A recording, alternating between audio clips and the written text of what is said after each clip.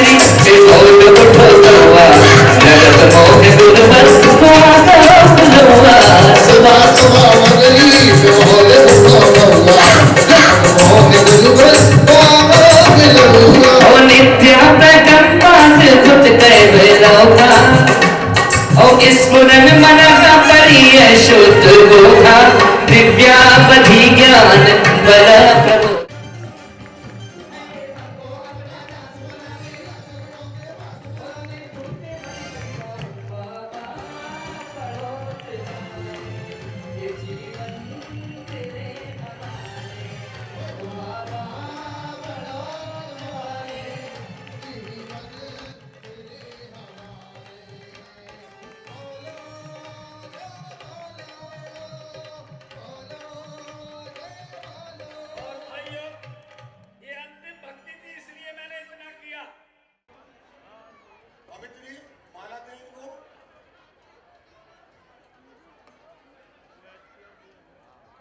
साहिबा का सम्मान हो रहा है।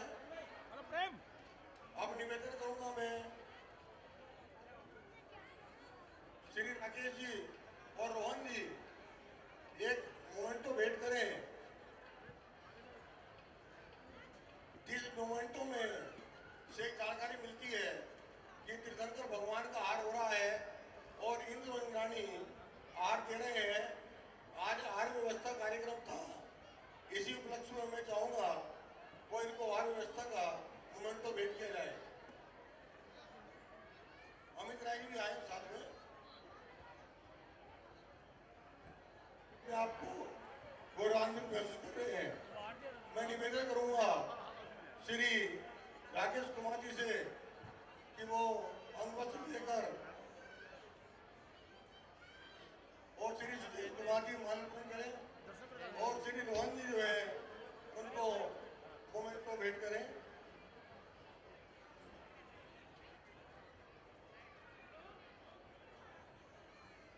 हमारे यहाँ भगवान के माता पिता बनने का सौभाग्य है श्री अशोक कुमार जी को मिला था। उनसे भी निवेदन है कि वो भी एक प्रतीक एसपी साहब को भेंट करें।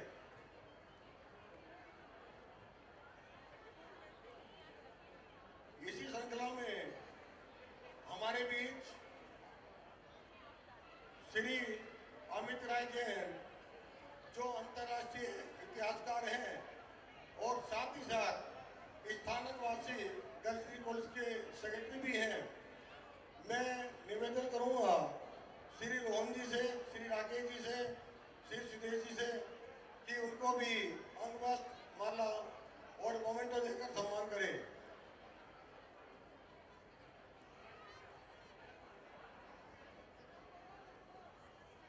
हमारे बीच डॉक्टर मोहतपाल सिंह जो अध्यक्ष है उत्तर प्रदेश विश्वविद्यालय और महाविद्यालय शिक्षक संघ के, वो भी आए और उनके साथ में आए डॉक्टर वीरेंद्र सिंह प्राचार्य। डॉक्टर मोहतपाल हमेशा जब भी कोई समस्या आती है उसका निर्वहन तुरंत कराते हैं। हम भी उनका सम्मान कर अपने आप को गौरवान्वित महसूस करेंगे।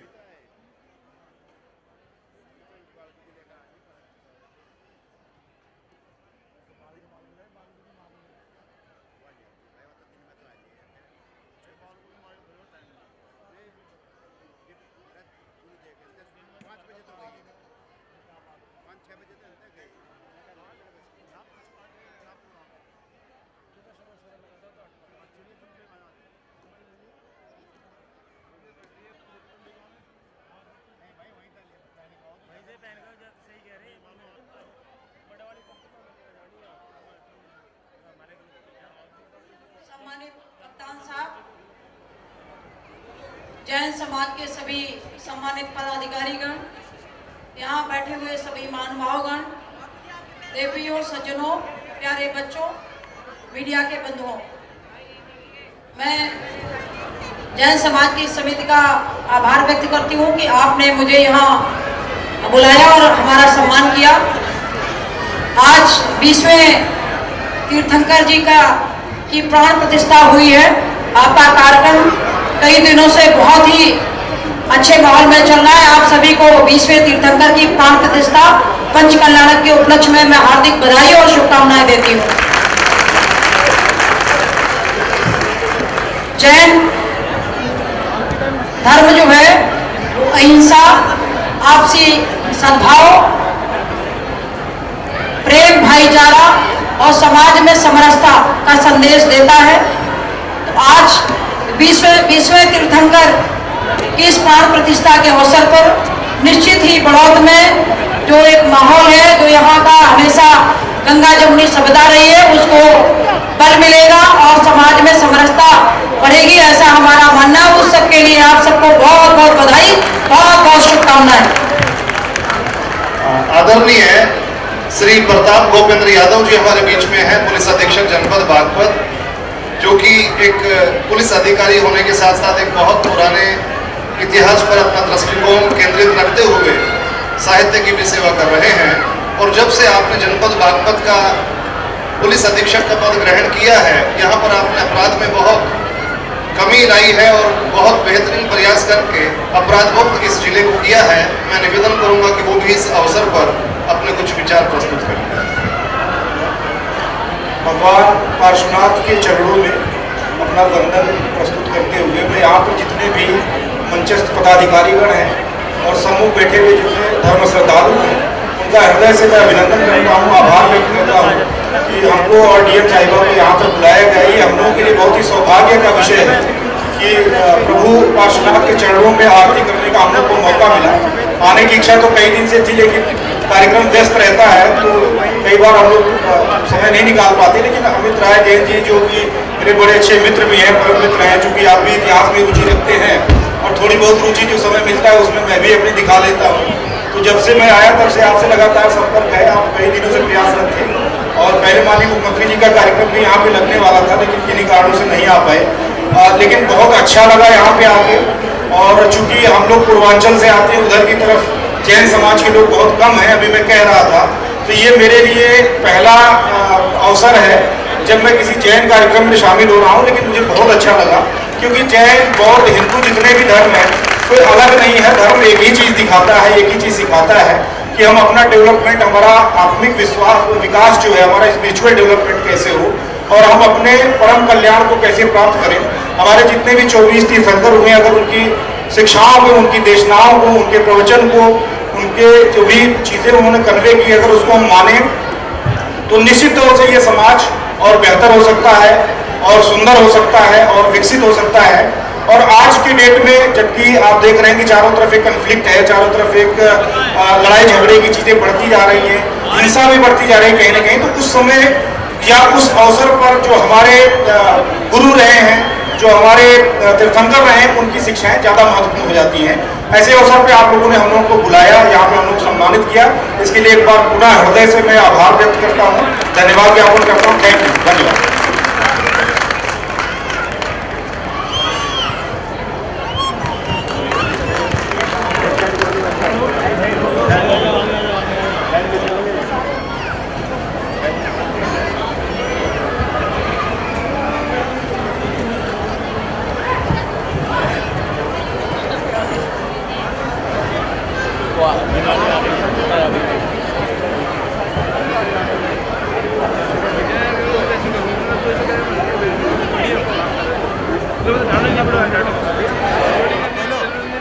देवादिदेव 1008 श्री मुनि सुब्रत भगवान की, परम पूज्य उपाध्याय मुनि श्री गुप्त सागर जी महाराज की, समस्त मुनि आर्यिका संघ की,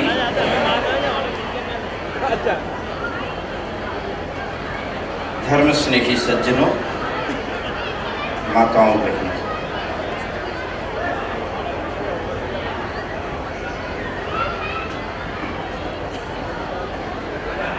बीस 25 मिनट धर्म चर्चा करेंगे। मंगल समारोह का आज 5वां दिन पूरा होने आ रहा है।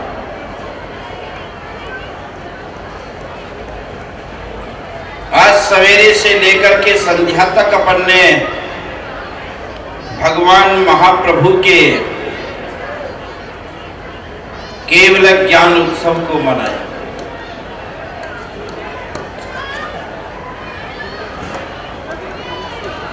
कल सवेरे की शुभ वेला में सारे कर्म कटे, निर्वाण चले जाए।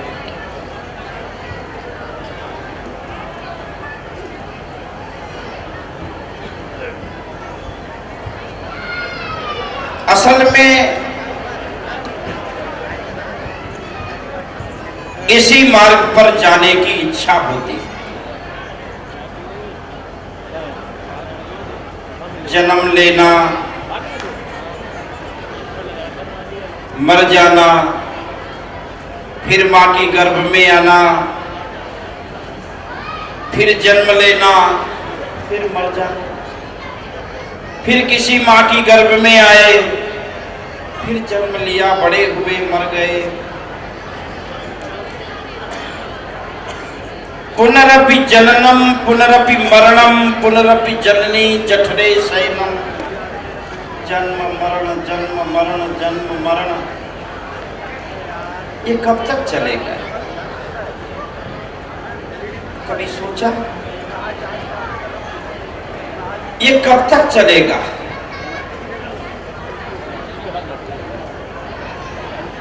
हकीकत में पिछला भूल जाते।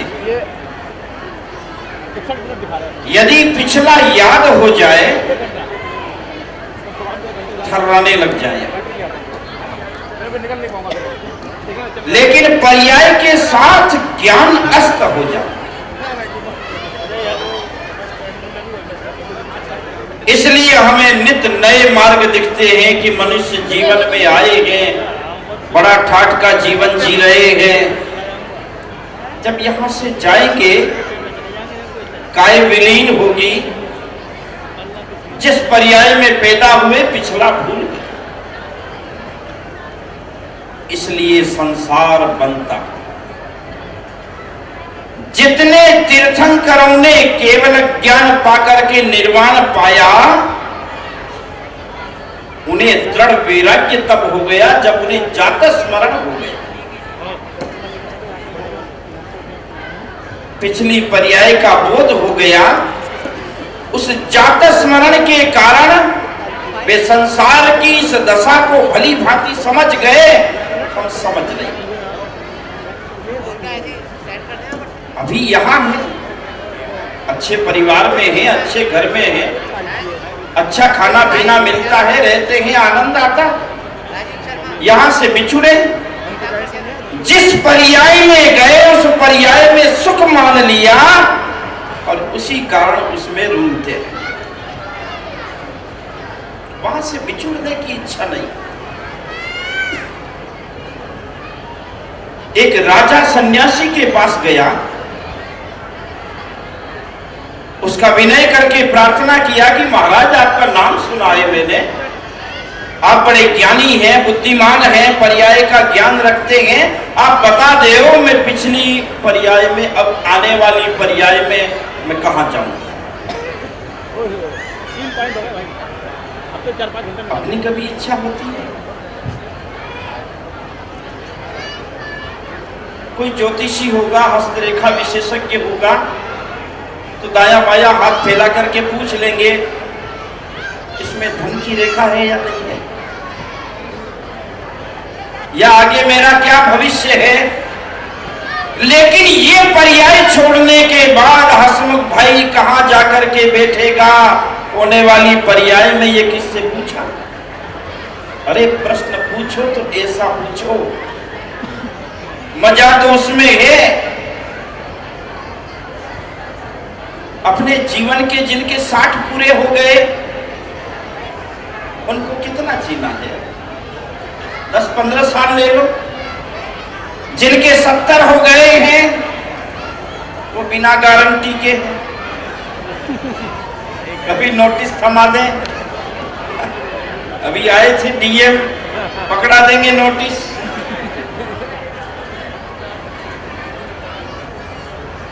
और जो 40 40-50 में जी रहे हैं, उनकी भी गारंटी नहीं है। मार्केट में जाएं, इलेक्ट्रिक की दुकान हो, भैया से कहे भाई एक पंखा दीजिए, निकाल के देगा, बोले कितना, 1200 रुपया, बोले गारंटी कितनी, 1 साल। 1200 रुपए के पंखे की गारंटी 1 साल। तो ये लाख रुपए का हसमुख भाई बैठा, इसकी गारंटी नीचे उतरने तक की नहीं। इसकी गारंटी पता नहीं खेल तमाशा हो जाए। कभी जीवन में ये आशा जगी मेरी कि मैं पूछूं जाके किसी मुनिराज से, या किसी जिनवाणी के पन्नों से, या किसी ज्ञानी से, या मेरी आत्मा से पूछूं मैं कभी एकांत में बैठ करके कि मेरा क्या हश्र होगा। आज तो मैं 4 बच्चों के साथ हूं, माँ बाप के साथ हूं, बीवी के साथ हूं, परिवार के साथ हूं, मित्रों के साथ हूं, अच्छी हवेली में हूं, करोड़ों की मालिकियत लेकर के बैठा हूं, लेकिन यहां से 5-15 साल बीतने के बाद मेरा क्या हो, पूछना चाहिए, पूछना चाहिए। सम्मेद शिखर जाते हैं, कमरा पहले बुक करा लेते हैं, 13 पंथी कोठी नंबर, रूम नंबर 4 अलॉट हो गया है, तब जाके रिजर्वेशन करते हैं। कश्मीर जाते घूमने, कुल्लू मनाली जाते, दक्षिण की यात्रा करते, कोई होटल तो पहले बुक करा लेते हैं। यज्ञ नायक जी क्या करेंगे, कौन सी होटल में, पता नहीं धकेल देंगे नरक में, जानवरों की पर्याय में या देव योनि में कहां जाएंगे, पता नहीं ठिकाना। पूछना चाहिए। यदि कोई नहीं मिले तो सवेरे सवेरे 4 बजे उठकर, जब सन्नाटा होता है, मंदिर का दस्तक देकर वेदी के सामने बैठो, पूजा आधे घंटे बाद करो, भगवान से बात कर लो कि भगवान कुछ समय मेरा शेष है, यहां से मैं कहां जाऊंगा बता दे जरा। अच्छे से बात करोगे, मुनि सुव्रत भगवान आपसे बात करके बताएगा, बेटा तेरा ठोर वहां, दुर्दशा हो जाए। मरने के बाद जो पर्याय मुझे मिलती है, मैं उसमें ही सुख मानता हूं। यही कारण है कि आज तक मैं रोता रहा, घूमता रहा, पर्याय पलटता रहा, दुख भोगता।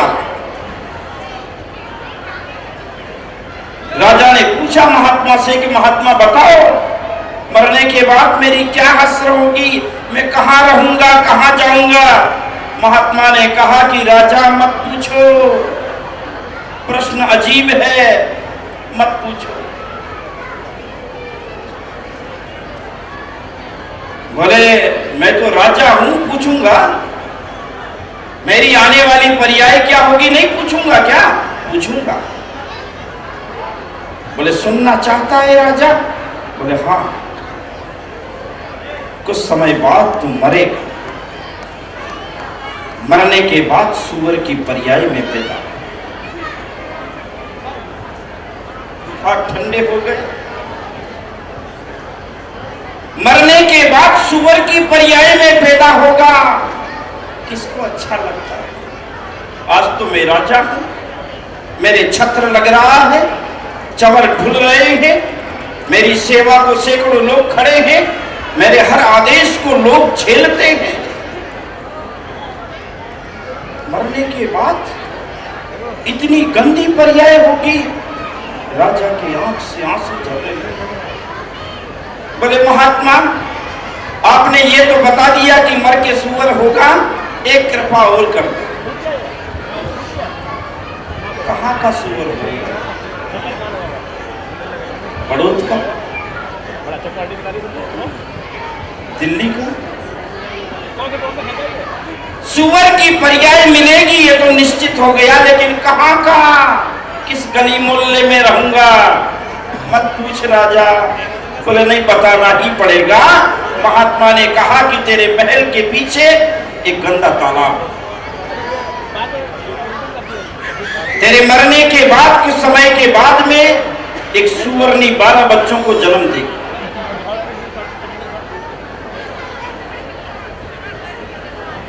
11 बच्चे काले होंगे, 12वां बच्चा भूरा होगा।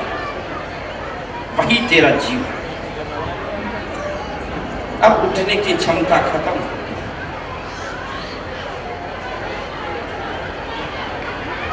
बात करने की शक्ति खत्म हो गई। जितनी आकांक्षाएं सजा रखी थी सब विलीन हो गई। उदास चेहरा लेकर के राजभवन में चला गया, सैया पर जाके सो गया। रानी आई, बच्चे आए। आज महाराज को क्या हो गया है? बहुत उसे टटोला, हिम्मत बंधाई। बोले बोलो क्या हो गया है? बोले कुछ नहीं हुआ है, अब होना है। एक महात्मा ने कहा है कुछ समय बाद मैं मरूंगा, मरने के बाद मेरा जन्म होगा सुअर की पर्याय में।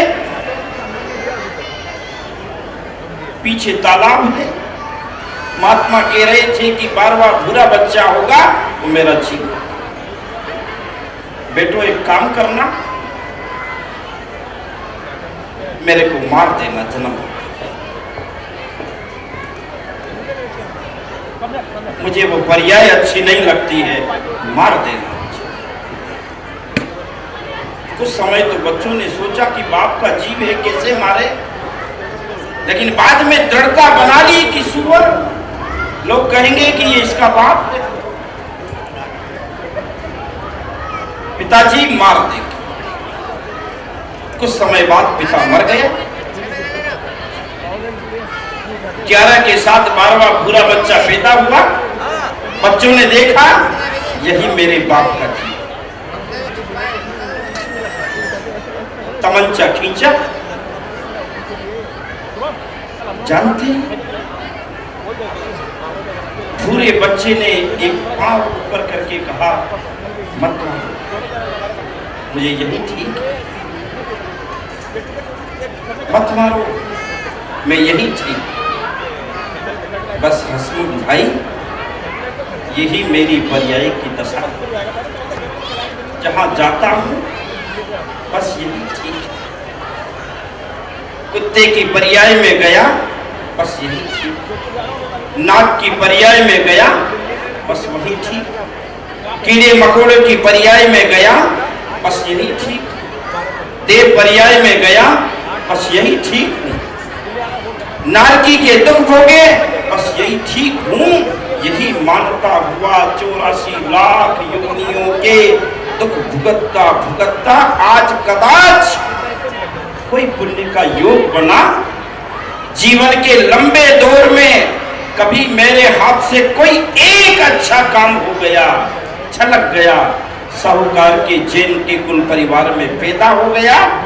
भगवान के दाम सामने बैठ करके आज स्तवन करने का भाव। अब सुधारने की जरूरत, आने वाली पर्याय को सुधारने की जरूरत है। अपन जानते हैं जो महिला सवेरे का खाना बनाती है वो सवेरे के खाने बनाते बनाते साथ में शाम के खाने की तैयारी करती है। महिलाएं ज्यादा जानती हैं। शाम को छोले की सब्जी बनेगी, उसकी तैयारी कितनी बजे से शुरू होगी? छोला तो पानी में सवेरे भिगोंगे। शाम को जामुन बनने हैं, खोया की तैयारी सवेरे से होगी। अब यदि कोई बहन खड़ी पास में कहे अरे शाम को खाना है, अभी सवेरे का तो बाकी है, इसलिए अभी से क्यों तैयारी कर रहे? अरे बोले तू समझती नहीं है, इतना जल्दी थोड़ी बनेगा। मनुष्य पर्याय को भोग रहा है हसमुख भाई, आने वाली पर्याय की क्या तैयारी? शाम के खाने की तैयारी का ज्ञान मुझे सवेरे है। 3 महीने बाद मेरे बिटिया की शादी है, उसकी तैयारी में आज कर रहा हूं। लंबी तैयारी कर रहा हूं। मेरे बुढ़ापे में मेरा कौन साथ देगा, उसकी तैयारी में आज कर रहा हूं। अभी मेरा बच्चा बहुत छोटा है, लेकिन बंटवारे में 2 बच्चों को बराबर का महल देना है, उसका प्लॉट में आज खरीद रहा हूं। लेकिन मेरा तो ठिकाना ही नहीं।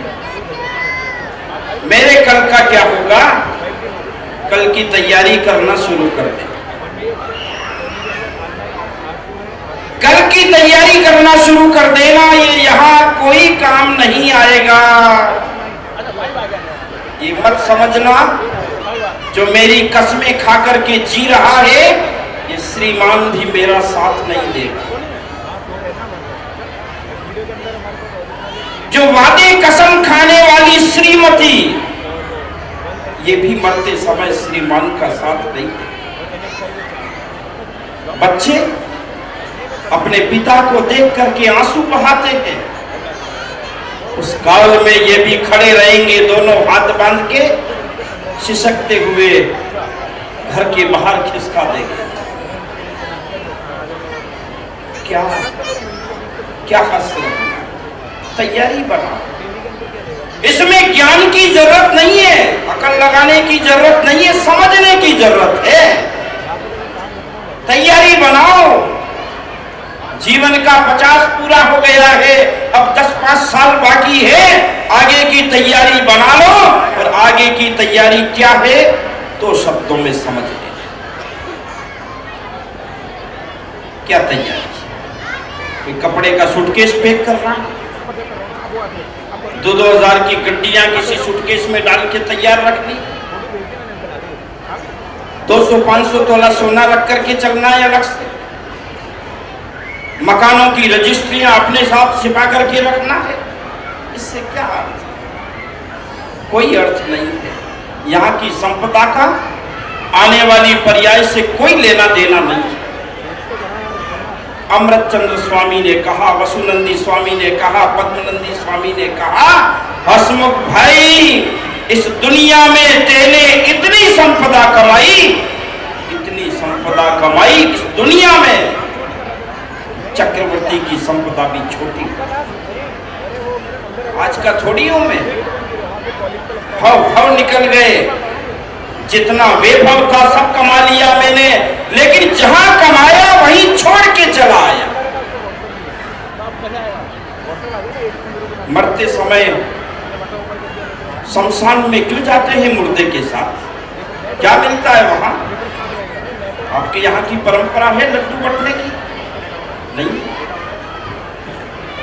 अर्थी के साथ शमशान में क्यों जाते हैं? जलाने के लिए तो 4 आदमी पर्याप्त हैं। 500 लोग, समाज के लोग, सब क्यों जाते हैं? अरे वहां जाते इसलिए हैं कि वहां पर देखना होता है। कैसे जलाते हैं ये नहीं देखना होता है। जिस हुकूमत ने इतना बड़ा वैभव कमाया, ये 100 रुपए के कफन के साथ लकड़ी की चिता पर चढ़ा दिया है।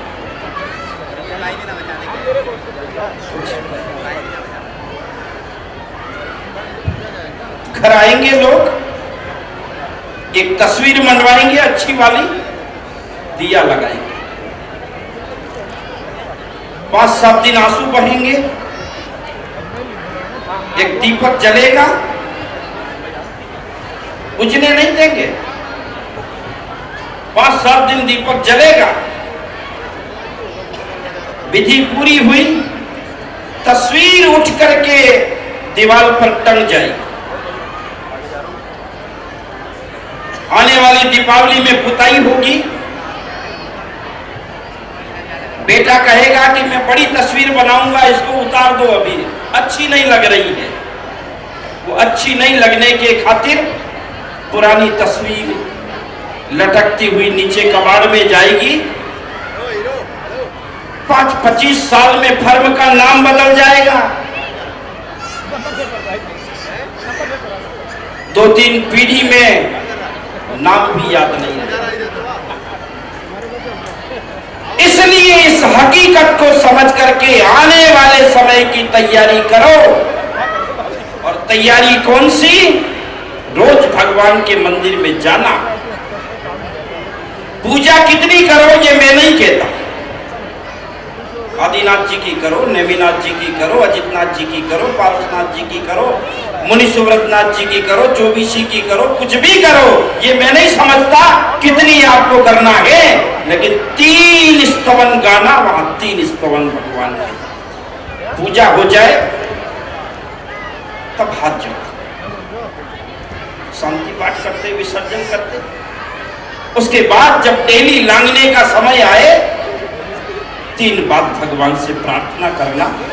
हे भगवान, मैंने साहित्यों में पढ़ा, गुणियों से जाना, और मेरे हृदय में ये यकीन होने आया है, ये 3 बात आपके सामने दोहरा रहा हूं, क्या ये हकीकत है? मरना जरूर होगा। ये पहला स्तवन है, जैसे अपन नरेंद्रम फणींद्रम यदि ये चैतन्य भक्तामर प्रणत मौलि मणि प्रभाणम, स्तवन पढ़ते हैं ना, ये स्तवन मरना जरूर।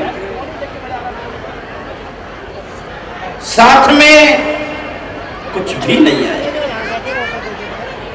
और हसमुख भाई जो करोगे वो तुझे भुगतना पड़ेगा। ये 3 इसको भीतर में गांठ लगा ले। मरना जरूर है, साथ में कुछ भी नहीं आना है, और जो करना है वही भरना। घर आओ, अच्छे से नहाओ, सवेरे सवेरे 25-50 हजार का सूट साड़ी पहनो, बड़े शीशे के सामने खड़े हो जाओ, अच्छी लिपाई पुताई कर लो, बाल संवार लो, और चेहरा देखने के बाद में वो जो मंदिर में बोल के आए, एक बार चेहरा देखते हुए फिर बोल लेना, मरना जरूर, साथ में कुछ भी नहीं है। अच्छी सराफा की बिक्री की, शाम को 40 लाख इकट्ठा किया, 2 रबर बेल्ट लगाओ, तिजोरी में रखो, चाबी 1 के बाद 2, 2 के बाद 3 लगाओ, सलाम करते हुए बोल लो, साथ में नहीं आने वाला। जितना ऊंचा नीचा काम करते हैं, अच्छा बुरा, तब ये समझ लेना कि मैंने किया है, इसका भुगतान मैं ही करूंगा, दूसरा कोई नहीं। क्या कर सकते हैं अपन? क्या कर सकते हैं? अच्छा खासा पति है, शादी किए 4 साल हुए, डॉक्टर को दिखाया बीमारी, उनने कहा कि कैंसर है, ज्यादा नहीं जी सकता है, सेवा करो। मेरी बहन बताओ आप क्या कर सकते हो? कुछ नहीं कर सकते। क्या मदद कर सकते हो आप? रुपयों को तराजू में तोल सकते हो? डॉक्टर ने कहा इलाज नहीं है, आप कुछ नहीं कर सकते, समय आएगा पंछी उड़ जाएगा। जो करेगा उसे भरना पड़ेगा, दूसरा कोई नहीं भरेगा। काम बुरे मैं करूं और भुगतान मेरा कुबेर करे, ये बेड़ी नहीं है कि दुकानदार ने माल बना लिया, रसीद कट गई, 50 लाख का माल ले आए, दूसरा जो बैठेगा वो भरेगा। ये दुकान नहीं है, मैंने किया है, मुझे भरना पड़ेगा। रामचंद्र जैसा पति मिल जाए, दशरथ जैसा ससुर मिल जाए, जनक जैसा पिता मिल जाए, और कौशल्या जैसी सास भी मिल जाए, लेकिन सीता का किया सीता भरेगी, दूसरा कोई नहीं भर सकता। अब अपनी क्या हैसियत है दुपट्टे वालों की? कर्म की जंजीर जब खींचना शुरू करेगी, मेरे पर नाच करने वाले किनारे खड़े रहेंगे, मुझे घसीट करके कर्म ले जाएगा। कोई नहीं बचा सकता, कोई नहीं बचा सकता। 4 दिन बाद 4 को फांसी होनी,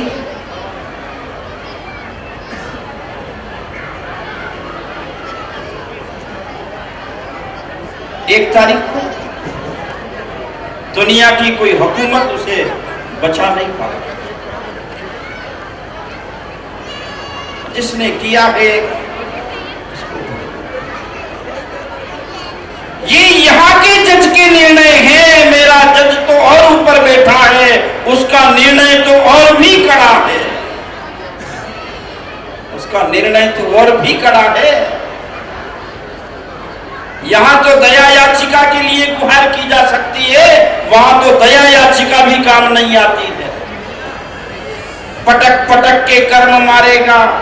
हंसते हंसते हसमुख भाई ने जो काम किए, सर पटक पटक करके रो करके भी भुगत नहीं पाएगा। इसलिए मेरे भाइयों, जीवन में जितना अच्छा हो कर लो, लेकिन कदाच अच्छा नहीं हो सकता है तो बुरा सोचना नहीं, बुरा करना। किसी की भलाई कर सकूं, कर लूं। कदाच भलाई नहीं कर पाता तो बुरे विचार जीवन में मन में नहीं लाऊंगा। बुरा काम होए नहीं, ऐसा विचार बनाना। मनुष्य जीवन की सार्थकता उसी में है। 84 लाख योनियों में 4 गतियों में सबसे अच्छी पर्याय मिली कि मैं यहाँ जेल कुल में पैदा हो गया। एक पत्ता तोड़ना, मेरे भगवान ने कहा कि पाप है, पत्ता तोड़ना पाप। हरी घास पर पांव देना पाप है। एक अनछने पानी की बूंद का उपयोग करना पाप है। जहां इतनी बड़ी शिक्षा मुझे मिली, वहां से यदि मैं न तिर पाया उस कुल में आकर के, अब मुझे कौन सिखाएगा? महानुभाव, आइए, ऐसा पवित्र शासन और ऐसा पवित्र कुल मिला। नाज है, निरोग शरीर मिला। नाज है, चातुर्य बुद्धि मिली है। नाज है, सोचने समझने की क्षमता वाला मेरा अच्छा सा कुल मिला है। अब इसका दुरुपयोग मेरे से ना हो, यही बहादुरी का काम है, यही ज्ञान का काम है। ज्ञान का सदुपयोग क्या है? दूसरों के सामने भाषण झाड़ना, ये ज्ञान का सदुपयोग है ना। ज्ञान का सदुपयोग है मैं क्या कर रहा हूं, इसका मूल्यांकन मैं खुद करूं, खुद मूल्यांकन करूं। भगवान मुनि सुव्रत स्वामी का ये पंच कल्याणक हमको यही सिखा के जा रहा है, यही सिखा करके जा रहा है। कितनी वैभव संपदा का धनी मुनि सुव्रत नाथ महाराजा सब छोड़ करके संन्यास ले लिया, क्योंकि ज्ञान था एक दिन मुझे मरना अवश्य है। जब मरना है तो डरना किस बात का? मरना ही है तो फिर डरना किस बात का? मरेंगे, उसे कोई बचा नहीं पाएगा, लेकिन सत्कर्म करके मरेंगे ताकि आने वाली पर्याय में अमरत्व प्रदान हो, श्रेष्ठ स्थान प्राप्त हो, और वहां से इस श्रृंखला को तोड़ करके बिल्कुल आगे ऐसी जगह चले जाएं जहां से चक्र ही खत्म हो जाए। आइए महानुभाव, आप सबको बधाई। बड़ो धर्म नगरी है, बहुत अच्छा नगर है, बहुत अच्छे लोग हैं, बहुत अच्छी समाज है। यहाँ बड़े बड़े आयोजन होते रहते हैं। आप लोग सत्संग से जुड़े रहते हैं, जुड़े रहिएगा अच्छी तरह से, और अपने हाथ से जितना सत्कर्म हो जाए जरूर जरूर करें। अपने बालक बालिकाओं को अपने कुनबे में जो आए हैं उन्हें भी संस्कार के बीज दे के जाए ताकि वो जीवन में अच्छा लाभ कमा सके। बोलिए मुनि सुव्रत भगवान की।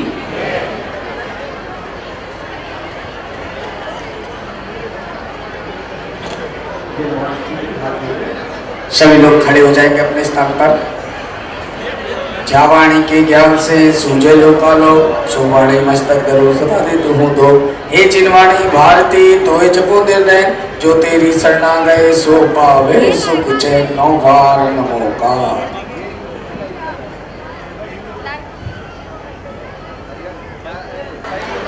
अंजुल जैन, रेणु जैन, वो भी कृपया बता रहे।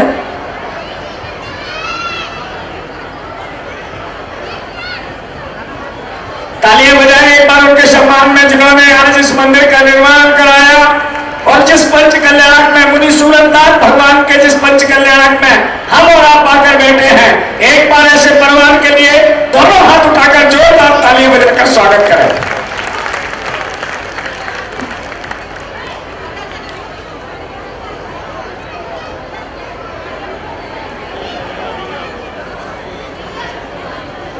आए पूरा परिवार।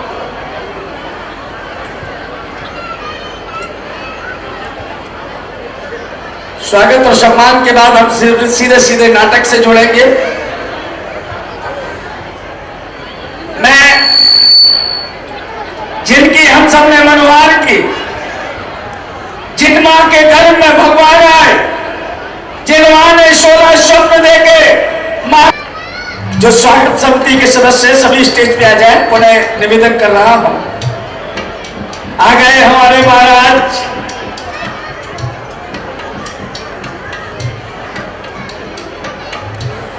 राजा श्रीयांश।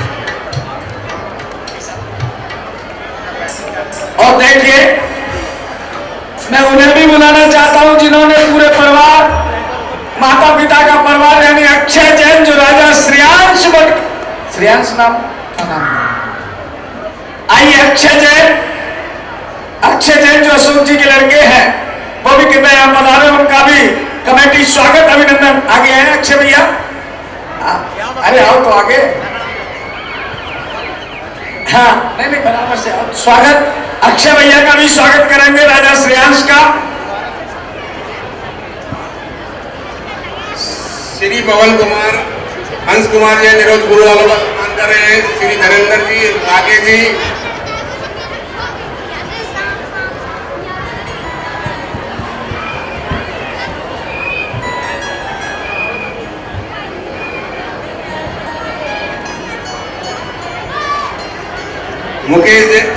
श्री मुकेश कुमार जैन, हर्ष जैन, गेर बाजार,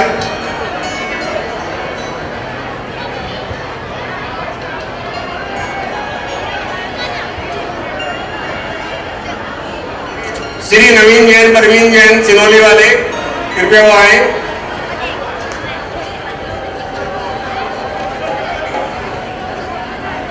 इसके बाद प्रोग्राम शुरू होने जा रहा है।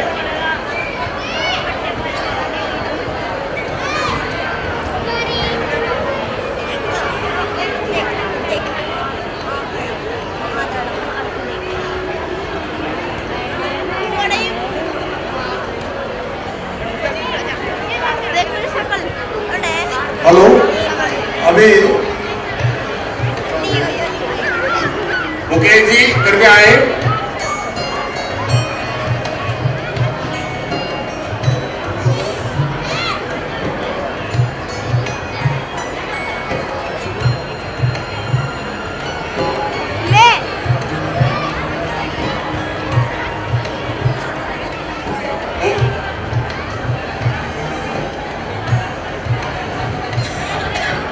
हेलो, ध्यान दें, भाई सौरभ जैन भारतीय तपोवन ग्रुप दिल्ली के द्वारा नृत्य नाटिका प्रस्तुत की जा रही है। भाई सौरभ जी ध्यान दें, सौरभ जैन ध्यान दें, कार्यक्रम को प्रारंभ करा लें। सम्मान का कार्य संपन्न हो चुका है, बीच में फिर सम्मान होगा।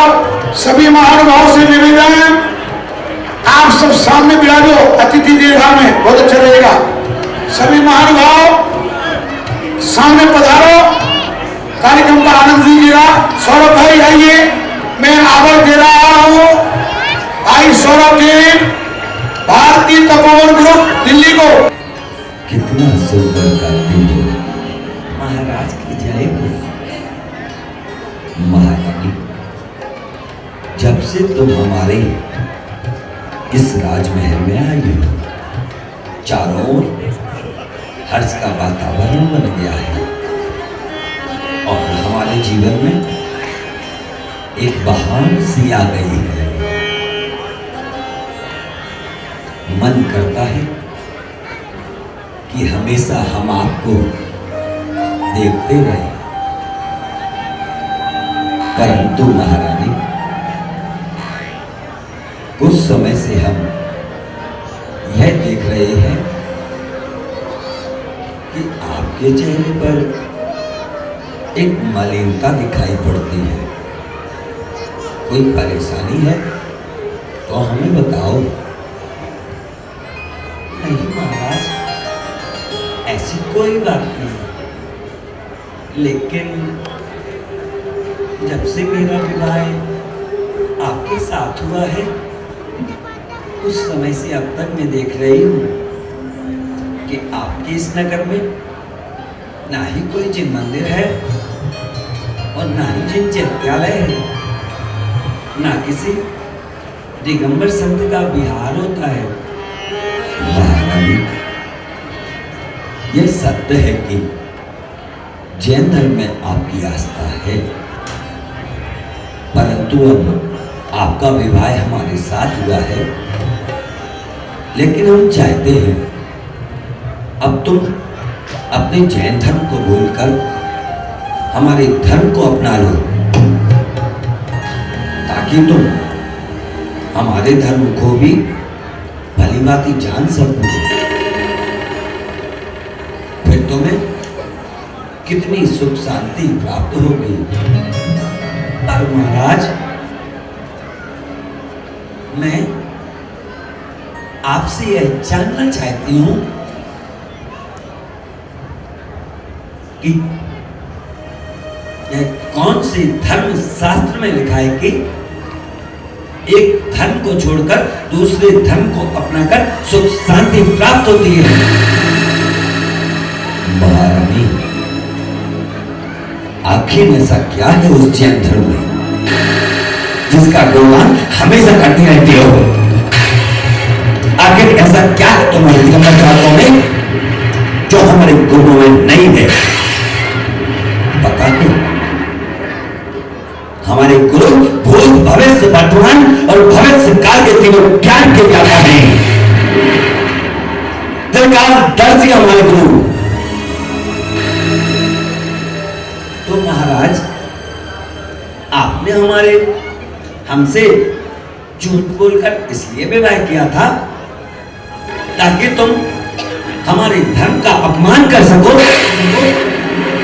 क्या आपने अपने गुरुओं से यही शिक्षा प्राप्त की है? और रही बात हमारे दिगंबर साधकों की, तो हमारे दिगंबर संत तब त्याग संयम के माध्यम से अपने कल्याण की मार्ग की ओर अग्रसर हैं और वह तो अपने कल्याण के साथ साथ अपने भक्तों का भी कल्याण करते हैं। 24 घंटे में नवदा भक्ति पूर्वक एक समय आहार ग्रहण करते हैं। आप क्या जानो जैन धर्म को कि जैन धर्म की महिमा को क्या जानो आप? नहीं रानी, हमने आपसे यह नहीं पूछा कि जैन धर्म क्या है। जैन मुनि क्या करते हैं?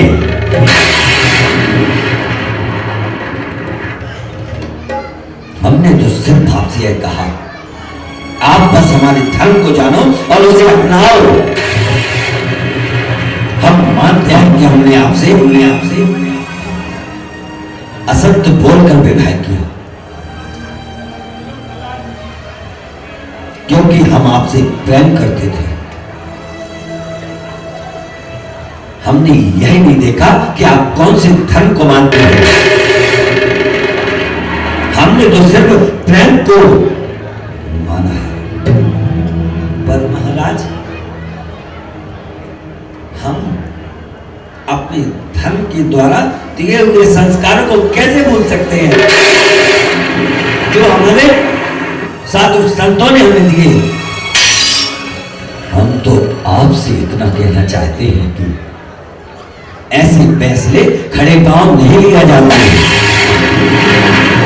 रानी, आज हमारे इस राजमहल में हमारे गुरु बुला रही है।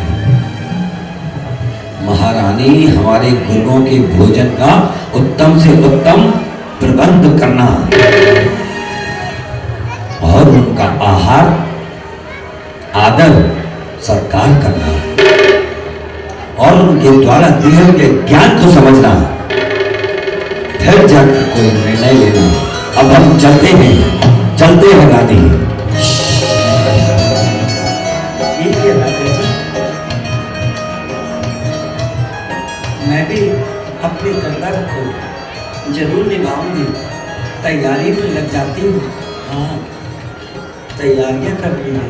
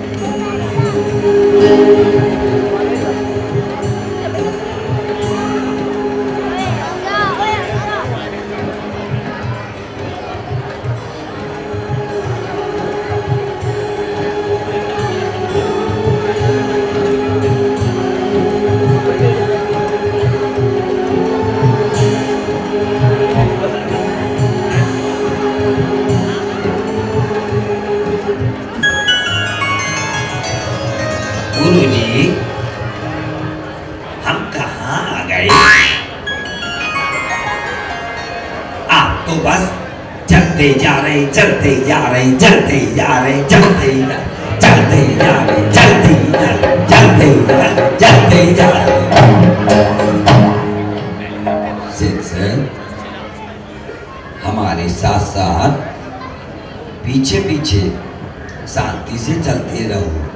ओ गुरुजी, फिर चलते रहो, चलते रहो, चलते रहो, चलते रहो, चलते रहो, चलते रहो।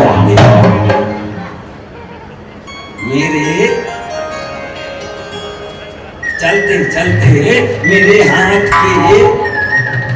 मेरे हाथ के घुटने में दर्द हो गया। अबे मूर्ख, घुटने पैर में होते हैं, हाथ में नहीं। चलो।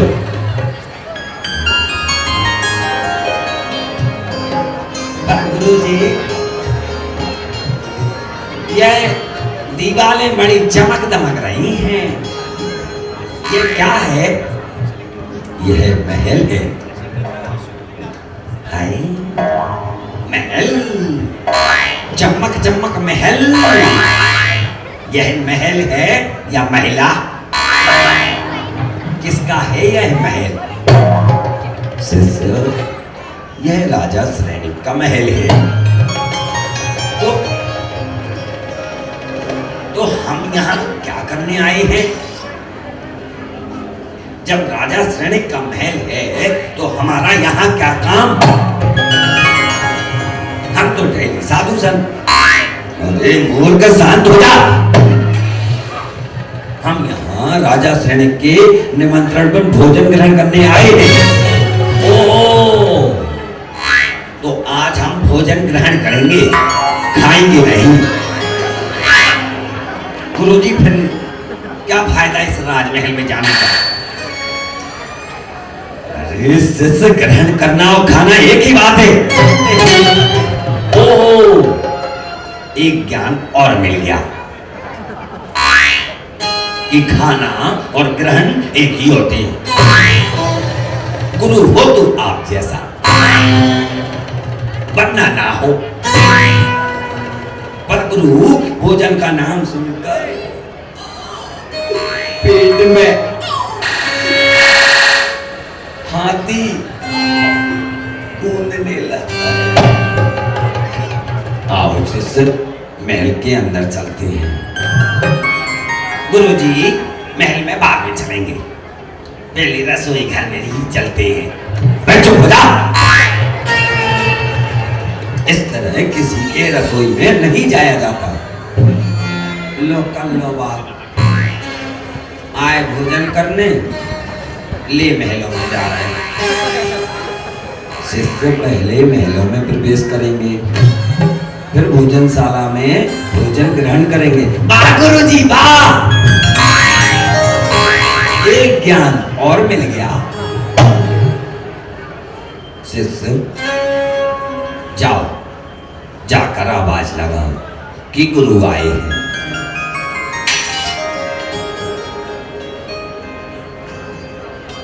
गुरुजी, आपके साथ में मैं भी आया हूं। शिष्य आवाज लगाओ। ठीक है। कोई आया है? हम बड़े भूखे हैं। अबे चुप हो जा, खाने को दे दो। अबे चुप कर। जब किसी के घर पर जाते हैं तो इस तरह से नहीं बोलते, बड़े प्रेम से बोलो। एक ज्ञान और प्राप्त हुआ। अरे कोई है जो हम भूखड़ों को भोजन करा दे।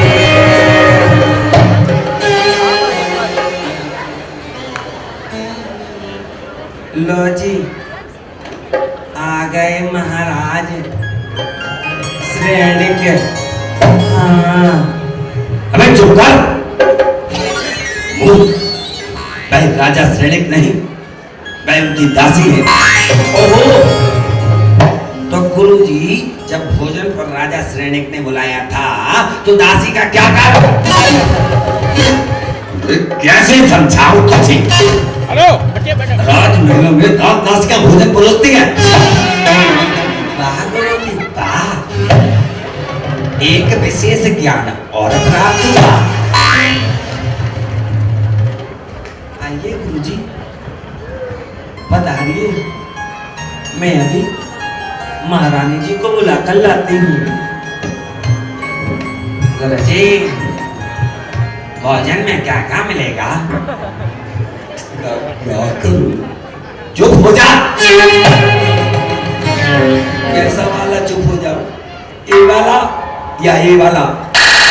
अबे खड़ा हो जा, मूर्ख का। हेलो,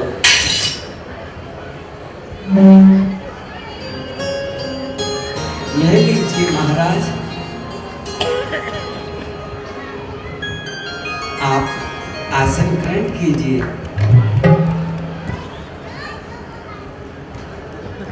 यहाँ विराजमान हो जाइए।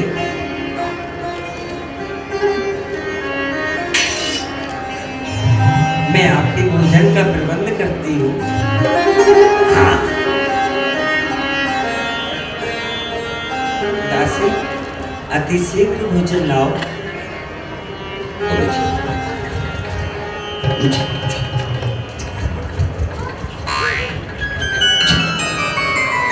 बैठ जा भैया, बैठ महाराज।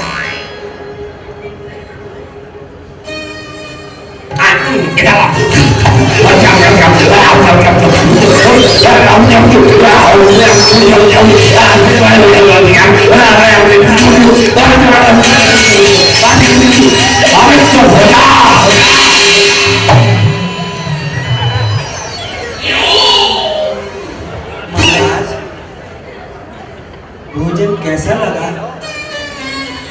ऐसा लगेगा जब भोजन चखा भी नहीं, यूं समझो कि उनका मैंने छुड़ा कर। हाँ,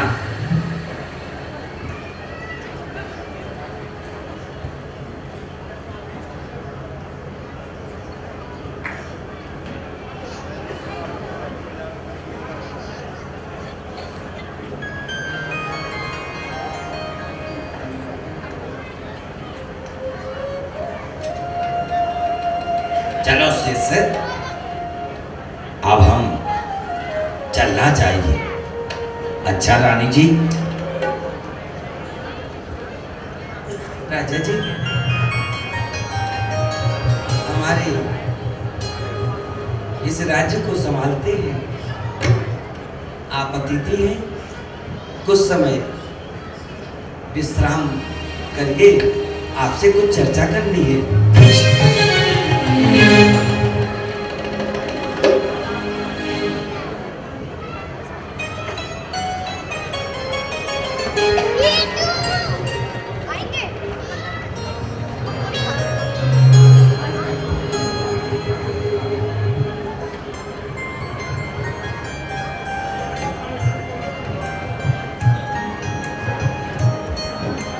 जी अंकुर भैया,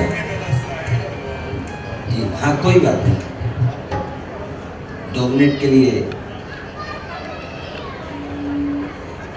इनकी बहुत सुंदर व्यवस्था रही, कृपया वो आए।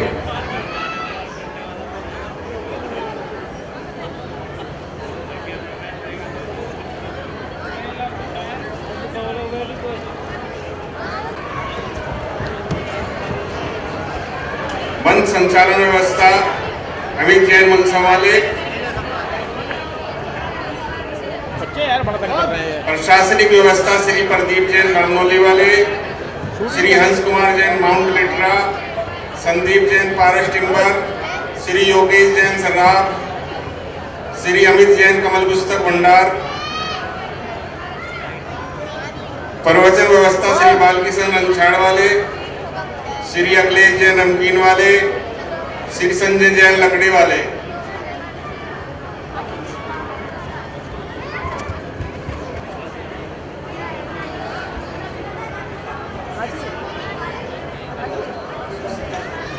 सुखमाल चंद जी के सुपुत्र सिद्धार्थ जैन जी आ जाए, उनसे निवेदन।